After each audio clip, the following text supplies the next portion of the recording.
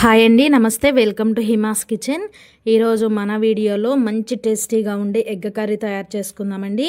మీరు ఎగ్స్తో ఎన్నో రకాల రెసిపీస్ తయారు చేస్తుంటారు, కానీ ఒక్కసారి ఈ విధంగా ట్రై చేసి చూడండి.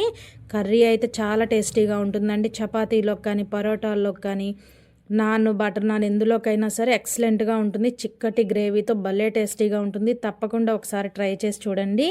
ఈ రెసిపీ తయారు చేసుకోవడం కోసం అయితే ఇక్కడ నేను ముందుగానే ఒక 3 ఎగ్స్ తీసుకొని ఉడికించుకొని పైన ఉన్న పొట్టును తీసేసుకున్నానండి. ఇప్పుడు ఈ ఎగ్స్ని చూడండి, ఈ విధంగా అయితే నిలువుగా కట్ చేసుకోవాలి.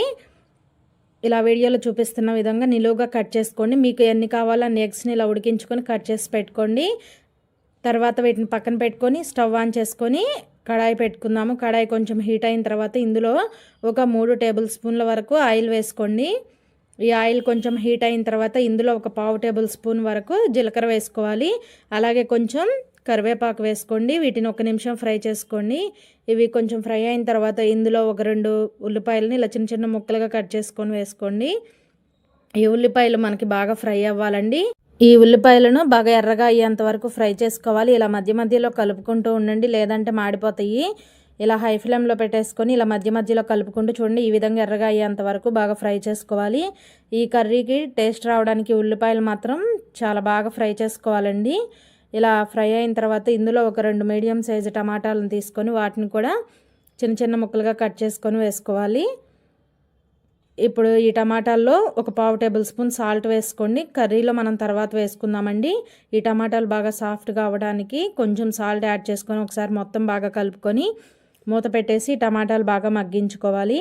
ఈ టమాటాలు మగ్గేలోపు అయితే మనం మసాలా అనేది ప్రిపేర్ చేసుకుందామండి. ఇప్పుడు ఒక మిక్సీ జార్ తీసుకొని ఇందులో ఒక 3 పచ్చిమిర్చిని తీసుకోవాలి. శుభ్రంగా కడిగి వీటిని అయితే తుంచుకొని వేసుకుంటున్నానండి. మీరు కావాలంటే కట్ చేసి అయినా వేసుకోండి.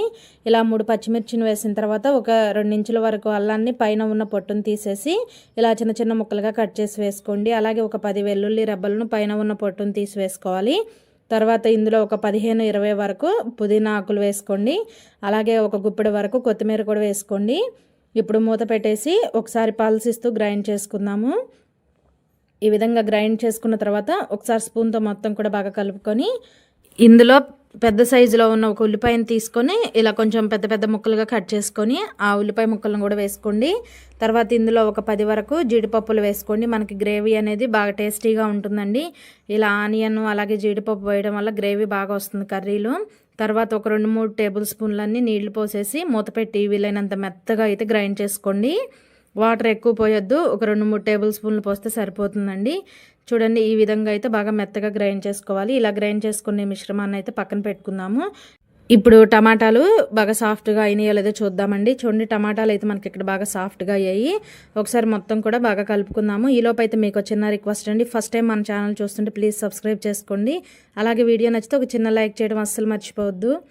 తర్వాత చూడండి, టమాటాలు మనకు సాఫ్ట్గా ఉడికిపోయినాయి కదండి. ఇందులో ఒక 1/2 టేబుల్ స్పూన్ వరకు పసుపు, అలాగే ఒక 2 టేబుల్ స్పూన్ల వరకు కారం ఇక్కడ నేను చిన్న స్పూన్తో వేస్తున్నానండి, చూసి వేసుకోండి మీరైతే. తర్వాత ఇందులో ఒక 1/2 టేబుల్ స్పూన్ వరకు గరం మసాలా, అలాగే ఒక ఫుల్గా 1 టేబుల్ స్పూన్ వరకు ధనియాల పొడి, కొంచెం వేయించి పొడి చేసుకున్న జీలకర్ర పౌడర్ వేసి ఈ మసాలాలన్నీ కూడా మనకి ఈ టమాటాలు ఆనియన్ మిశ్రమంలో బాగా ఫ్రై చేసుకోవాలండి. ఫ్లేమ్ని హై ఫ్లేమ్లో పెట్టుకొని ఇలా కలుపుకుంటూ బాగా ఫ్రై చేసుకోండి.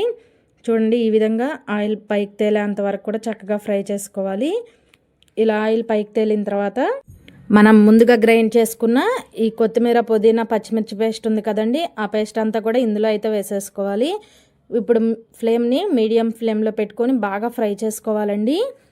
పచ్చివాసన లేకుండా మనం చక్కగా అయితే లో ఫ్లేమ్లో పెట్టుకొని బాగా ఫ్రై చేసుకోవాలి. ఇలా ఈ కొత్తిమీర, పుదీనా, పచ్చిమిర్చి, ఆనియన్ వేసి ఇలా పేస్ట్ చేసి వేసారంటే కర్రీ అనేది మంచి గ్రేవీగా భలే టేస్టీగా ఉంటుందండి. ఒక్కసారి చేసి చూడండి, మీ ఇంట్లో వాళ్ళందరూ ఫిదా అవుతారు, అంత టేస్టీగా ఉంటుంది కర్రీ అయితే. ఇలా బాగా కలుపుకొని మూత పెట్టుకొని ఒక 5 నిమిషాలు లో ఫ్లేమ్లోనే బాగా ఫ్రై చేసుకోవాలండి. ఇలా మధ్య మధ్యలో మూత తీస్తూ కలుపుతూ ఉండండి, లేదంటే అడుగంటుతుందండి. ఈ గ్రేవీ మనకి అడుగంటిందంటే టేస్ట్ ఉండదు. కాబట్టి లో ఫ్లేమ్లో పెట్టుకొని ఇలా మధ్య మధ్యలో మూత తీసి కలుపుకుంటూ ఆయిల్ బాగా పైకి తేలేంత వరకు లో ఫ్లేమ్లో బాగా ఫ్రై చేసుకోవాలి. మనం అన్ని పచ్చివే వేసాం కదండి, ఆ పచ్చివాసన లేకుండా బాగా ఈ విధంగా ఫ్రై చేసుకోవాలి.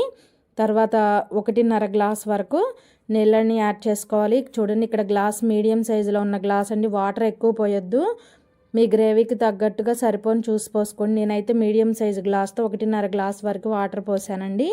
ఇలా వాటర్ పోసిన తర్వాత ఒకసారి కలుపుకుందాము. ఇప్పుడు ఇందులో రుచికి సరిపడా సాల్ట్ వేసుకోండి. మనం టమాటాలు మగ్గించేటప్పుడు కొంచెం సాల్ట్ వేసాం కదండి, చూసుకొని మీ టేస్ట్కి తగ్గట్టు సాల్ట్ వేసుకోండి. ఇలా సాల్ట్ వేసిన తర్వాత ఒకసారి కలుపుకొని ఇప్పుడు టేస్ట్ అనేది చూసుకోండి. ఇందులో ఉప్పు కారం ఏమన్నా తగ్గితే ఇప్పుడే వేసుకొని కలుపుకొని మూత పెట్టి మీడియం ఫ్లేమ్ మీద బాగా ఉడికించుకోవాలండి. మనకి గ్రేవీ అనేది బాగా చిక్కగా అయ్యేంత వరకు ఇలా ఉడికించుకోవాలి. ఇలా మధ్య మధ్యలో మూత తీస్తూ కలుపుతూ ఉండండి. ఇలా కలుపుకొని మళ్ళీ మూత పెట్టుకొని లో ఫ్లేమ్లో మళ్ళీ కూడా కాస్త గ్రేవీ అనేది చిక్కబడేంత వరకు అయితే ఉడికించుకుందాము. మళ్ళీ ఒక 2 నిమిషాలు ఉడికిన తర్వాత మూత తీసి చూపిస్తున్నా చూడండి. మనకి గ్రేవీ అనేది ఇలా ఉంటే సరిపోతుంది. ఇప్పుడు గ్రేవీ ఈ విధంగా ఉన్నప్పుడు మనం ముందుగా ఎగ్స్ని కట్ చేసి పెట్టుకున్నాం కదండి, ఆ ఎగ్స్ని అయితే ఇందులో వేసుకోవాలి.